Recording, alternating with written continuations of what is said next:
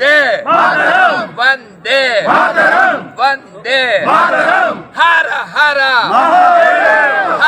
హర హర హర అఖండ అఖండ అఖండ విజయం. అఖండకి అఖండ విజయం మొదటి పార్టీకి వచ్చింది. ఇప్పుడు రెండో పార్టీకి బోయపాటి శ్రీను గారి డైరెక్షన్ లో మన బాలయ్య బాబు యొక్క అద్భుతమైనటువంటి సనాతన ధర్మ విశ్వరూపం మనం ఈ సినిమాలో చూడబోతామని ఆశిస్తున్నాను. ఇంకా తమకు తెప్పించేస్తాడు, అది మామూలు విజయం కాదు కదా. సో ఇది లేట్ అయినప్పటికీ కూడా గ్రేట్గా ఎటువంటి ఫీట్ చేయాలో అటువంటి ఫీట్ చేస్తుంది. It's a sweet moment. అసలు ఇవాళ మా ప్రవచనాలు అయిపోవడం, ఈ ప్రదర్శన మా జగనన్న గురించి వస్తారన్నారు. నేను 12 మూడ్లో ఉన్నా. రేపు కదా సినిమా, అట్లా లెక్కలేస్తున్నా. ఇవాళ ప్రీమియర్. సో అది కూడా ఇలాంటి ఆధ్యాత్మిక ఆలోచన ఉన్నటువంటి శాసనసభ్యులు వీరితో మిగిలినటువంటి మన హైందవ సోదరులతో మా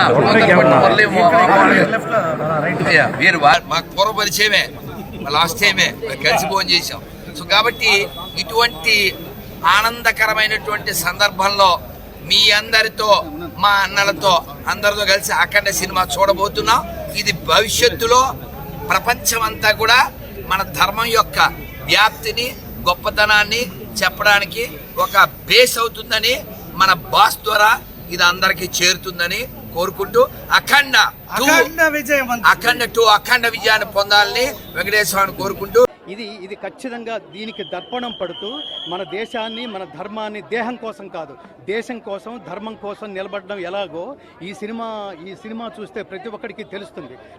నిజానికి వాళ్ళ సనాతన ధర్మం మేలుకొనుందా, నిద్రావస్థలో ఉందా అంటే ఖచ్చితంగా మాలాంటి వాళ్ళు నిద్రావస్థలోనే ఉందని చెప్తారు. ఎందుకంటే పాయింట్ బ్లాంక్లో గన్ పెట్టి నువ్వు హిందువా అని అడిగి మరి అమాయకులైన 26 మంది కాశ్మీర్లో పర్యాటకుల్ని చంపేసిన ఒక్క హిందువు రోడ్డు మీదకి వచ్చి నిరసన వ్యక్తం చేయలేని ఒక్క స్వామీజీ కూడా కొన్ని లక్షల మంది, ఒక్కొక్క స్వామీజీకి కొన్ని లక్షల మంది వాళ్ళు అంటారు భక్తులు ఉన్నప్పటికీ రోడ్డు మీదకి వచ్చి నిరసన వ్యక్తం చేయలేని ఈ దేశంలో ఇంత ధైర్యంగా సినిమా తీయడం అనేది అసలు చిన్న విషయం కాదు స్వామి. ఈ దేశం మీద ఈగవాలితే, ధర్మం మీద ఈగవాలితే, దేశం మీద ఈగవాలితే భరించని ఒక మహా దేశభక్తుడైన ఒక అఖండ కథ ఈ సినిమా. నేను ముఖ్యంగా కోరుతుంది ఏంటంటే మన మోడీ గారు, ఈ దేశ ప్రధాని మోడీ గారికి ఖచ్చితంగా చూపించి తీరవలసిన సినిమా. ఈ సినిమాలో మధ్యలో ఎక్కడో సర్జికల్ స్ట్రైక్ అని కూడా, అంటే ధర్మ సంస్థాపన. నేను భగవద్గీత అనే మార్గంలో 2 దశాబ్దాలు ఉన్నాను మిత్రమా. ఈ 2 దశాబ్దాల కృషిలో నేను భగవద్గీత తప్ప నేను ఎప్పుడు ఏది మాట్లాడలేదు. నేను ఎంటర్టైన్మెంట్ సినిమాలకి వెళ్ళలేదు. 2 దశాబ్దాల తర్వాత చూస్తున్న సినిమా. నా భగవద్గీత ప్రయాణంలో, ఈ భగవద్గీత అనే తపస్సులో నాకు ఏదైనా పరమాత్మ కనుక నాకు నా నాలుకకి శక్తి ఇచ్చి ఉంటే బాలకృష్ణ గారు ఆయుష్మాన్ భవ, అట్లాగే సంగీత దర్శకుడు బోయపాటి శ్రీను గారు ఆయుష్మాన్ భవ, అలాగే సంగీత దర్శకుడు తమన్ గారు ఆయుష్మాన్ భవ. మీ నుంచి ఇలాంటి పవర్ఫుల్ సినిమాలు కంటిన్యూస్గా వస్తే అసలు ముఖ్యంగా అంటే మాలాంటి వాళ్ళకి భక్తి అంటే ఏంటో, దేశభక్తి అంటే ఏంటో తెలుసు. కానీ ఈ యువతరానికి మీరు please try to spend your valuable time at least 5 minutes a day for the country, for the nation. ఇవాళ భారతదేశం అలాంటి దారుణమైన స్థితిలో ఉంది. ఈ మధ్యన జరుగుతున్న అనేకమైన కాశ్మీర్లో కానీ, ఢిల్లీలో కానీ, బాంబేలో కానీ ఈ పేలుళ్ళు కానీ ఇన్ని జరుగుతూ దేశ భద్రతకి విఘాతం కలిగిస్తున్న ప్రస్తుత దారుణమైన స్థితిలో ఈ సినిమా గొప్ప కనువిప్పు కలుగుతుంది. ముఖ్యంగా హైందవులు కాదు, ఈ దేశంలో 140 కోట్ల మంది ఉంటే 100 కోట్ల మంది హిందువులు ఉంటే నిద్రాణమైన స్థితిలో ఉన్నారు. హిందువులని జాగృతం చేయగలిగే మహా పేట్రియాటిక్ ఫిల్మ్ ఏంటంటే నా దృష్టిలో ఇవాళ అఖండ 2. అసలు బాలకృష్ణ గారికి ఆయన గొంతులో నేను చాలా ఇన్స్పైర్ అయిన వాడు. మా నాన్నగారు, నేను ఎప్పుడు చెప్తుంటాను, ఈ మధ్యన వెళ్ళిపోయిన మా నాన్నగారు బాలకృష్ణ గారు ఫ్యాన్. ఎందుకంటే ఆయన గొంతులో ఏదో ఒక అత్యద్భుతమైన వైబ్రేషన్ ఉందిరా. ఆయన మాట్లాడితే ఒక జనరల్ డైలాగ్ అయినా అద్భుతంగా ఉంటుంది. ఒక శ్లోకం, ఒక పద్యం, ఒక స్తోత్రం ఏది చెప్పినా అద్భుతంగా ఉంటుందని. ఇవాళ అంత పెద్ద స్క్రీన్ మీద ఆయన గొంతులో ఆ శ్లోకాలు వింటున్నప్పుడు, హనుమ గురించి వింటున్నప్పుడు, ఇది మహావీర హంవీర హేమాద్రి ధీర ధరాజాత సౌమిత్రి సంవేశితాత్మ మహాత్మా హనుమా అని అతను కొడుతు బాలకృష్ణ గారు రియాక్ట్ అవుతుంటే అది ఖచ్చితంగా ఒక బాలకృష్ణ గారి రియాక్షనే మాత్రం కాదు, ఇది ఈ దేశంలో ఉన్న ప్రతి హిందువు రియాక్ట్ కావాలి. అది నేను ఏం కోరుకుంటున్నానంటే, భారతీయులు నాన్న, భారతీయులు ప్రేమిస్తే వాళ్ళు తల్లులరా, వాళ్ళని కనుక కోపం తెప్పిస్తే వాళ్ళు ఆది పరాశక్తులరా అనిపించే స్థాయికి ఈ సినిమా ప్రతి ఒక్క ఈ హైందవ జాతిలో ప్రతి ఒక్క భారతీయుడిని జాగృతం చేస్తుందని నేను పరిపూర్ణంగా విశ్వసిస్తున్నాను.